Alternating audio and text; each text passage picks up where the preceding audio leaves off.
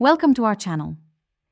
If you want to cancel your Adobe Creative Cloud subscription, follow these step-by-step instructions to ensure your account is properly managed and no further charges occur.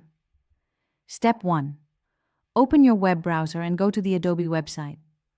Log in with your Adobe ID and password. Step 2. Click on your profile icon in the top right corner and select Manage Account from the drop-down menu. Step 3.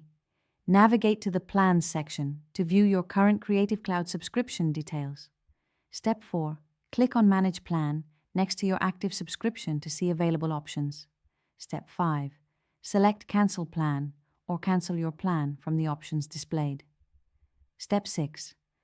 Adobe may offer you a discount or alternative plan to keep you subscribed. If you still want to cancel, click Continue with Cancellation. Step 7. Follow the on-screen prompts to confirm the cancellation. Note that depending on your plan, you may be charged an early termination fee if you cancel before the end of your contract period. Step 8. Check your email for a confirmation from Adobe verifying that your subscription has been cancelled. Keep this email for your records.